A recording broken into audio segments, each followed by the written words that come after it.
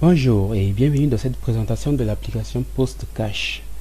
PostCash est une application de transfert d'argent qui ensuite est devenue une application de mobile money que j'ai développée pour le compte de la Poste centrafricaine. Je me présente, je m'appelle M. Max Jacob Mboyo, ingénieur en informatique et développeur d'applications. Je développe principalement sur les technologies PHP, Java EE ainsi qu'Android.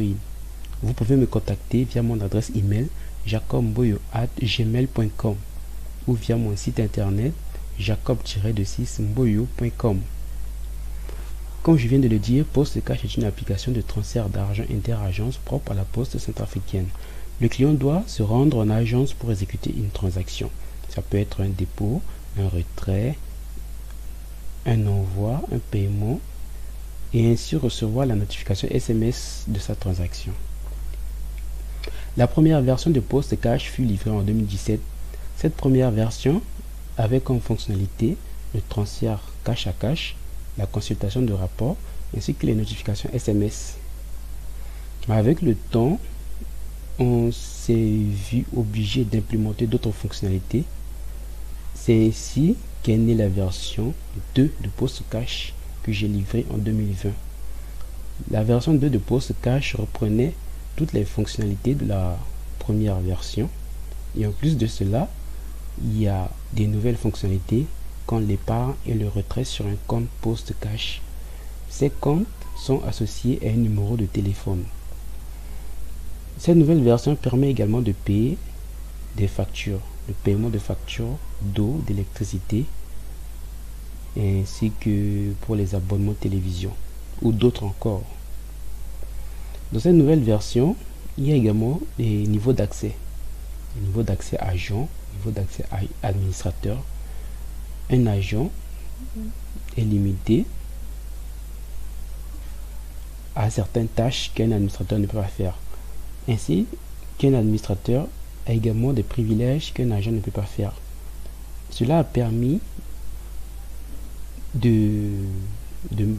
d'offrir à la Poste une autonomie complète avec l'accès administrateur. Par exemple, dans la première version de PostCash, pour modifier la grille tarifaire, il fallait faire appel à moi, le développeur, pour changer dans le code source la grille tarifaire. Tandis que dans cette nouvelle version, l'administrateur a la possibilité de modifier la grille tarifaire en toute autonomie via une interface web, sans pour autant voir des lignes de code. L'administrateur a également la possibilité de gérer les agents, soit de bloquer un agent ou de le suspendre, de valider des transferts. Donc cette nouvelle version offre plus d'autonomie, au point que la Poste a rarement besoin de faire appel. PostCash fut inauguré pour la première fois en même temps que l'agence postale de Boire par le ministre des Postes, ainsi que le président de la République et le DG de la Poste en novembre 2017. Le président de la République ainsi que le ministre des Postes sont les premiers à initier un transfert d'argent avec PostCash en 2017. Là, je suis en République centrafricaine. PostCash est actuellement utilisé dans 6 grandes villes de la République centrafricaine. Le déploiement dans d'autres villes sont déjà annoncés par la direction générale de la Poste. PostCash permet le transfert d'argent inter-agence entre les bureaux de poste situés dans les villes de Bangui, Berberati, Carnot, Bois, Pissa, Nola. D'autres villes sont déjà annoncées. La version 2 de PostCash est beaucoup plus une application de mobile money afin de permettre aux utilisateurs d'envoyer et recevoir de l'argent depuis leur téléphone portable sans pour autant se rendre en agence. Pour ce faire, nous avons retenu 4 technologies. La première technologie, c'est celle qui est déjà déployée, c'est-à-dire la technologie web. Le client doit toujours se rendre en agence pour exécuter une transaction. La deuxième technologie se base sur la technologie USSD, qui n'est pas encore déployée, du fait que c'est une technologie qui dépend des opérateurs de téléphonie. Et vu que les opérateurs ne sont pas encore disposés à accepter une collaboration avec la Poste, cette technologie n'est pas encore déployée.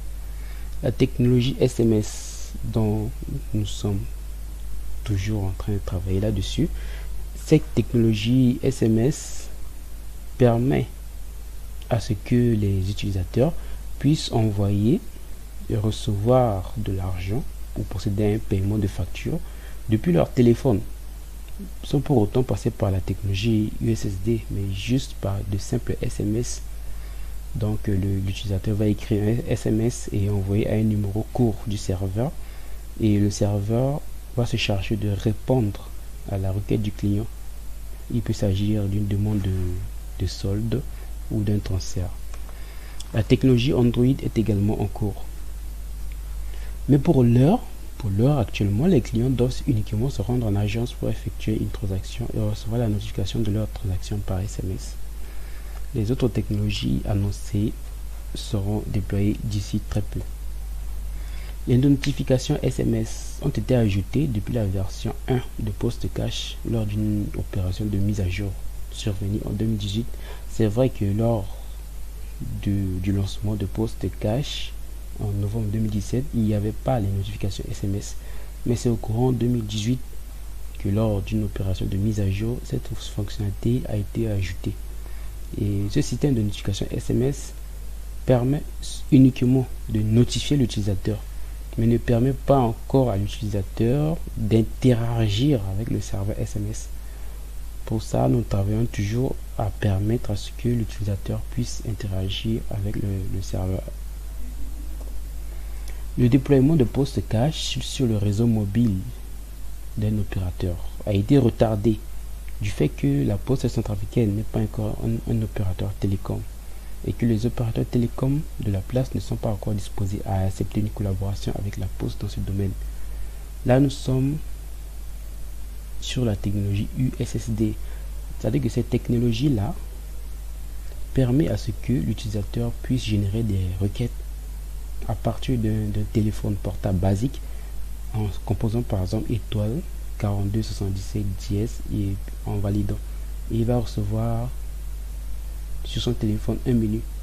Et sur ce menu, il aura le choix entre faire un transfert, faire un retrait, procéder à un paiement de facture, consulter son solde ou aller dans les paramètres pour par exemple modifier son code PIN, etc. Comme je le disais, la technologie USSD est dépendante des opérateurs télécoms. Là, il faut une autorisation des opérateurs télécoms afin de pouvoir utiliser cette technologie. C'est ça qui fait que cette technologie n'est pas encore déployée. La version Android de PostCash est également déjà en cours de développement. Comme vous pouvez le voir sur ces captures d'écran, sur l'interface d'Android Studio, vous voyez là l'interface de PostCash version Android sur un émulateur Android. Vous avez certainement remarqué que dans certaines diapositives, il est marqué Post Money, tandis que d'autres, il est marqué PostCash. Et vous vous posez la question peut-être de savoir, mais finalement le nom c'est PostCash ou bien c'est Post Money. Au départ, le nom c'était PostCash lors du lancement en novembre 2017. Plus tard, il y a eu un projet, une intention de la part de la direction générale de la Poste afin de renommer l'application en Post Money, mais on a vu que cette appellation n'était pas très appropriée parce que monnaie c'est un terme anglais alors que cash est même en langue nationale, nous savons que cash est synonyme d'argent, et c'est ainsi que nous avons préféré revenir sur la première appellation de PostCash. Ici nous avons un aperçu de la grille tarifaire de PostCash version 2. C'est une grille qui est très différente de la première version. Dans la première version, on n'avait que 3 colonnes. C'est-à-dire que la grille, l'intervalle de prix et les frais. Mais dans cette deuxième version, on voit que la grille tarifaire est un peu complexe du fait que cette deuxième version inclut également l'épargne et le retrait. Et comme vous pouvez le voir ici, le dépôt sur un compte est entièrement gratuit. Donc cette deuxième version de PostCash est conçue pour être une application de mobile money complète. S'il n'y avait pas d'indépendance de la technologie USSD, on aurait déjà implémenté PostCash version 2 sur un réseau télécom. Mais malheureusement, la technologie USSD est dépendante des opérateurs. C'est ce qui fait que PostCache V2 n'est pas encore déployé sur un réseau télécom. Même pour l'heure, nous continuons d'utiliser la version web.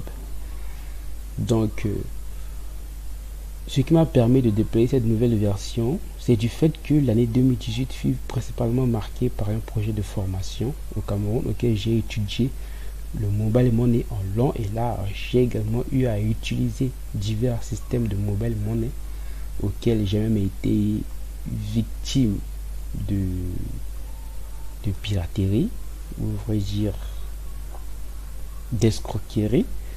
Et j'ai également pris connaissance des différents traitements que l'opérateur faisait. Et je me disais que vraiment il y a un problème. Il y a un problème de sécurité qui se trouve dans ce genre de technologie, de ce genre d'application.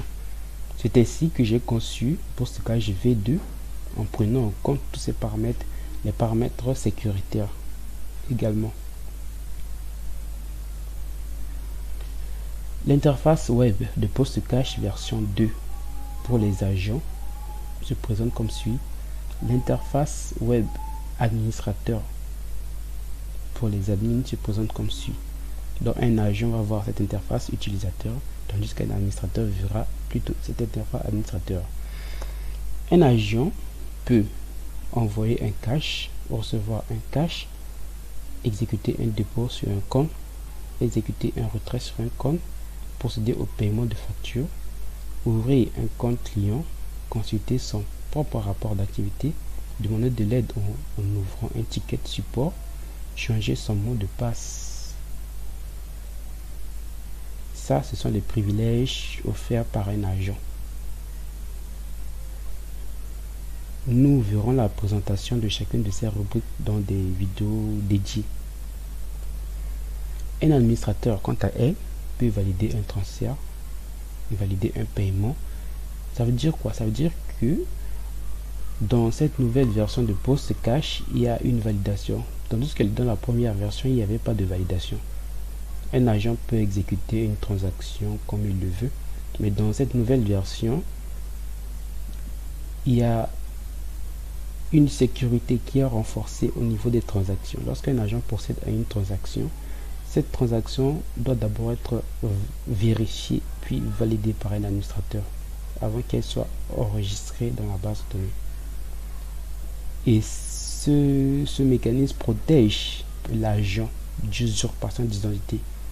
Supposons que l'agent puisse se déconnecter de son interface sans pour autant fermer l'application et qu'une autre personne puisse utiliser son login pour initier une transaction. À ce moment-là, l'administrateur verra la transaction et quand il verra que il y a un problème, l'administrateur pourra à son niveau bannir la transaction. Au niveau sécuritaire, il y a beaucoup d'éléments qui sont insérés qui ne sont pas mentionnés dans ce diapositive, mais que nous verrons lors de notre présentation des différentes rubriques. Donc, comme je le disais, un administrateur peut valider un transfert, valider un paiement, ouvrir un compte agent ou administrateur, gérer les partenaires de paiement de facture. Ça peut être les partenaires de l'université, les compagnies d'eau, d'électricité, de télévision. C'est ici qu'on enregistre les partenaires et on les gère. Consulter les rapports individuels et globaux. La gestion des pièces autorisées. Il peut s'agir des passeports, carte nationale d'identité, carte de séjour. Toutes les pièces que nous autorisons, on peut les ajouter ici. Cela permet d'éviter à faire appel aux développeurs, c'est-à-dire moi. Gestion des frais de transaction. Donc, pour que l'administrateur puisse modifier les frais, il n'a qu'à venir à ce niveau. Là, il va avoir un accès à la grille tarifaire et ainsi de suite, et ainsi la modifier. Gestion des agents. L'administrateur a la possibilité de bloquer un agent, de créer un agent, de le suspendre, de modifier son mot de passe. Gestion des agents également. Donc, cette nouvelle version permet une autonomie complète. Donc, comme je viens de le dire, Dans les prochaines vidéos, nous allons aborder étape par étape chacune de ces rubriques afin de voir de plus près comment fonctionne l'application PostCache. Merci de m'avoir écouté, d'avoir suivi cette vidéo et je vous dis à tout de suite.